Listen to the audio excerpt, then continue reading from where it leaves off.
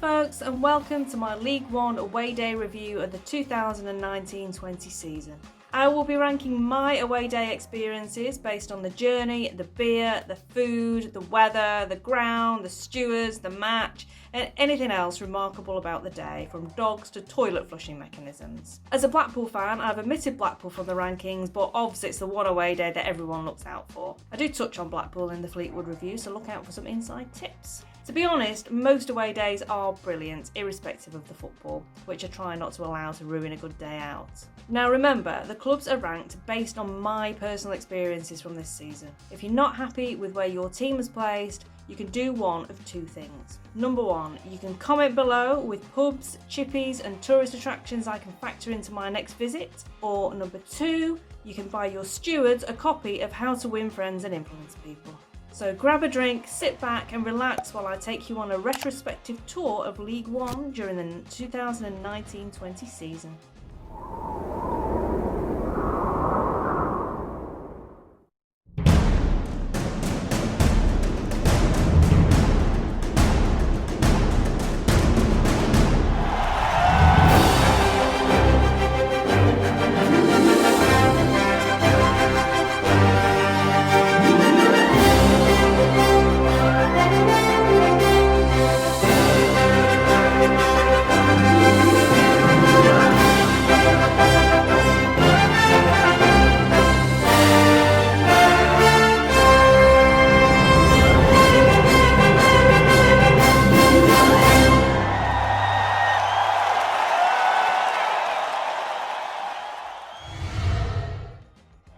In 22nd place we've got Portsmouth. Now the reason for this, I was absolutely dreading the trip to Portsmouth. The journey by road or rail would have taken 7 hours from Blackpool. The fixture was scheduled for Easter Monday, so it was impossible to get there and back on the day on the train, and the rail fare wasn't even attractively discounted. The stopover didn't seem worthwhile with everywhere being closed for Easter. Finally I realised it was cheaper to fly to Southampton, so I booked a flight to make the away day tolerable. Then Flybe went bust and I was faced with a 14-hour round trip on the coach. But instead of me absolutely not wanting this fixture to exist, partly due to geography and partly due to the stupid date it was scheduled for, I've had to place Portsmouth at the bottom of the rankings. You can blame the EFL for that one, sorry guys. In 21st we've got Rotherham.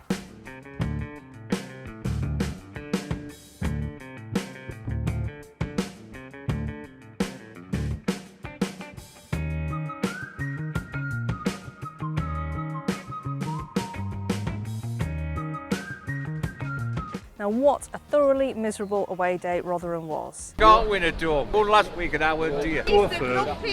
Stewards can really impact the fan experience as they're effectively the face of the club. I was excited on my approach to the New York stadiums. I spotted a sniffer dog at the entrance. If I can pet a dog and have a good frisk before I enter the ground, that's me pretty much set up for the day. I had high hopes for Rotherham. First contact from the steward: keep moving please, don't touch the dog. Might I suggest a good afternoon madam and welcome to Rotherham might not go amiss, you miserable club stewards. The ground itself is actually really quite nice, possibly my favourite modern stadium, with a great scoreboard showing action replays and scrolling the latest scores, coat hooks in the ladies' loos, no hot water obs as this is Yorkshire, an elevated disabled stand, plush dugouts and a cool roof design. The stadium alone has kept them off the bottom. Just gone 1-0 down and it's been coming really, they've been a bit all over us, we're not playing very well. Could place much higher with a warm welcome and if relocated away from Rotherham. This is what we thought of it as we were coming out. We're coming out happy, aren't we? I want to cry. Honestly, they really were miserable stewards, miserable people, miserable place. We've enjoyed it not at all. So thank you very much Rotherham, thank you very much Yorkshire. You've sacked every bit of joy out of us. We've not enjoyed it at all.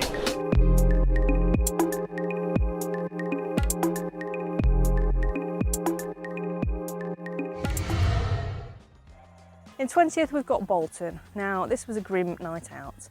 The evening started well with an impromptu three-course dinner at the Armenian Taverna in Manchester, followed by a pint of Holt's Dark Mild in the Old Monkey. I should have just gone home at that point. The train to Horwich was cancelled, so I ended up taking a taxi from Manchester.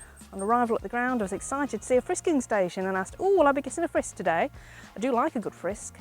The steward's response? Well, yes, unless you want to stop me doing my job. And she didn't even frisk me. The perfunctory staff at the refreshment kiosk didn't add to the experience. As for the match, if I'd been watching on Sky, I'd have switched off, it was that bad. Blackpool ought to have been docked points for playing that badly. You actually get docked points for playing that bad. But at least it only took me half an hour to get home.